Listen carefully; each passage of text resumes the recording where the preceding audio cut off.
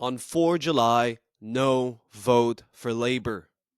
Vote for the Workers' Party, for pro-socialist independent candidates, and for the trade unionist and socialist coalition. And it's these guys that I want to talk about today. We will be campaigning for the trade unionist and socialist coalition, or TUSC, and we encourage all our followers to do the same. However, I want to talk a bit about our differences with TUSC and the issue we've been having with it. In a nutshell, the problem with Tusk is that those behind it, which are mainly from the Socialist Party, are not trying to build Tusk as an organization which can prepare and organize a confrontation of the working class against the ruling class, and rather they are building it as an outfit for respectable left trade union bureaucrats and officials. And this was shown by the fact that we, the Spartacist League, tried to build Tusk and tried to run a candidate with Tusk, tried to join this coalition and participate in it. And we were sidelined in standing a candidate under its banner. So as we were getting ready to stand our candidate, the Tusk steering committee announced us that our candidacy had not been approved by their steering committee. The reason for this? It's because one member of their steering committee, who is a probation officer and a member of the Socialist Party, decided to exclude our candidacy because we are against the prison guards being part of the trade union movement. And this is a position that we've had for a long time and that we had made clear inside Tusk. So we had joined Tusk around February of this year, and we attended their February convention where their minimum core policy was approved. And at that convention, we had waged a fight on a number of questions, including the question of prison guard. We had proposed an amendment to remove the clause defend trade union rights for prison guard in its core minimum platform. And although we were defeated on this question, we decided to remain in Tusk in the interest of building a united front against Starmer's labor, because we still considered that the statement of intent of Tusk, which is to exactly build a working class voice against Starmer's labor, was still worth fighting for. However, we did maintain our right to maintain our disagreement with this particular point in their minimum policy program. And so on this basis, Tusk decided that we would be accepted in their general election committee, and we then spent the next few months promoting Tusk and fighting in the left for them to also join Tusk and to build the strongest working class opposition to Starmer's labor while maintaining our criticism of it. Even their own representative, when they announced us that we were sidelined from the Tusk ticket, said that we had acted in a principled fashion. So what Tusk did, the steering committee did in excluding us, is the following. It's unity with prison guards over unity against Starmer's labor. The significance of the decision of the Tusk steering committee to exclude us is that they prefer to keep their alliance with the Prisoners Officers Association and the probation union rather than maintaining unity with us. And also our exclusion from the Tusk ticket showed that actually support to prison guards and to the police is a condition to stand on the Tusk ticket. So why do we oppose prison guard? Why do we make a big deal out of this? For us, it's simple. The job of prison guard is to lock up people on the order of the capitalist justice system. And those who are thrown in prisons are both the rejects of this society, what Marx called the lumpen proletariat, petty criminals and everything, or not so petty. But there are also socialists, trade unionists, Irish Republicans, and fighters against the system which are thrown into prison precisely to be crushed. And the job of prison guards is to brutalize convicts and break them psychologically and physically. That's their job. And the job of their trade union is to get them more money and more power to do this job, which is why we oppose those so-called trade unions. Now, as socialists, we should know that getting thrown in jail is a real risk, as it has happened countless times in the history of our movement.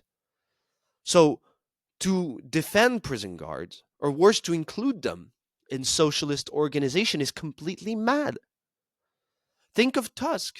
Tusk is supposed to be a coalition which fights for socialism, yet inside Tusk, representatives of prison guards and probation officers have posts in the highest leadership levels and a veto power. This is completely crazy for a socialist organization.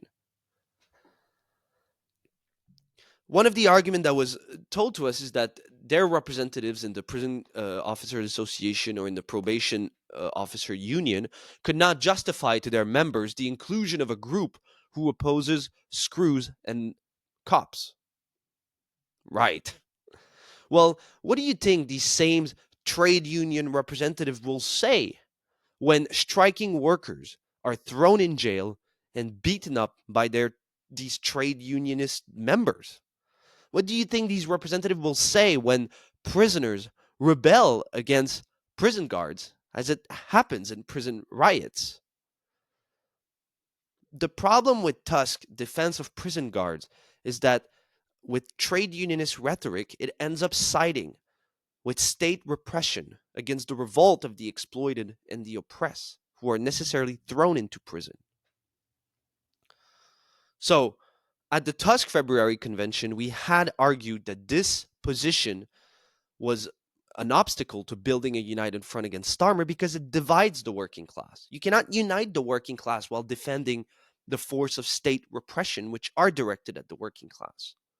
And this position also alienates millions of people who are at the receiving end of state terror. That's why we argued to remove that clause and instead, actually, arguing that Tusk should stand for the defense of the rights of prisoners. So, what is behind this exactly? So, as I said, the Socialist Party is the primary force behind Tusk. And the problem with the Socialist Party and the reason why they defend prison guard flows from their conception that socialism can be achieved as a gradual process of incremental reforms, starting with the creation of a new left Labor Party with Tusk as its stepping stone, and culminating with the passing of an enabling act in the House of Commons for socialism. And that is why they defend prison guards. They think in this conception of a gradual road to socialism that the people, the paid agents of the capitalist class can be won over. Because, if you think in this way, if you think socialism will be passed with a law in parliament, the jobs of the police and the prison guards are to implement the laws. And therefore, if the law becomes socialism, these guys will perform their duties under a new administration and a new legal system. And what is rejected by the Socialist Party and Tusk is that socialism can only be achieved through a fundamental confrontation by the working class against the ruling class. And what is rejected is that behind capitalist institutions and democracy lies actually the brute force of the capitalist class, that is the police, the courts, the prisons, whose role is to defend capitalist class rule. And concretely, that means they are building Tusk not as an organization which can carry through this fundamental confrontation of the working class against the ruling class and its institutions, but as an organization that wants to attract left-wing trade union bureaucrats. That's why Tusk constantly bows down to left laborites like Zara Sultana. These laborites who say they are for socialism, but at the same time are campaigning for a Starmer government. That is why they're building their organization as a sort of a minimum program, which is acceptable to trade union bureaucrats, and Tusk as an outfit, which can be perfectly fine for respectable trade union bureaucrats. And again, what is more respectable than the smiling Bobby or the workers in uniform. The Socialist Party is not alone in defending this position and this worldview, and it's really the canon of the British left.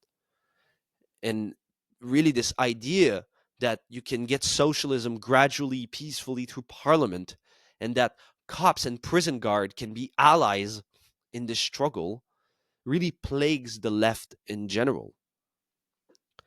But honestly, the inclusion of prison guards in the socialist and trade union movement is nothing but a bowing down to bourgeois respectability and a guarantee to the ruling class that Tusk is no threat to their system, their class rule, their domination. And the simple fact that the Spartacist League was prevented from running a candidate under Tusk by the voice of a single probation officer shows this. So what we fought for inside Tusk was to challenge all of this. I mentioned that at the February convention, we denounced their support to prison guards. We also denounced Tusk's refusal to oppose left Labour candidates like Zara Sultana or John McDonnell. And we put forward an electoral platform whose entire purpose was counterposed to that of Tusk, and whose entire purpose was to prepare the working class for a confrontation with the ruling class. So the slogans we put forward at the convention, and the slogans our candidate was preparing to run on, were workers must run the country, free Palestine, expropriate the banks, down with NATO, citizenship rights for immigrants, down with the monarchy. And at the end, what's behind our exclusion from the Tusk ticket is really this question: reform or revolution? How will you get socialism? That's what's behind also their support to prison guard. So lastly, why should you still vote for Tusk on 4 July? The main question in these elections is to build a working class opposition to Starmer's Labour. That's what's posed in this election. That's what will be posed after the election of Starmer's Labour. And Tusk, the better the Tusk candidates do in these elections, the better it will be to advance the building of such working class opposition. So we still call to vote for Tusk, despite our own exclusion and despite their wretched position on prison guard and their reformist conception on socialism. And the truth is that in the British left, support to prison guard or cops is a widespread position, which must be defeated as part of building a united front against Starmer's Labour. And our exclusion from Tusk, precisely in defense of prison guards, shows how this reactionary position divides the working class and undermines the fight against Starmer and for socialism. Check out Workers' Hammer, like and follow for more.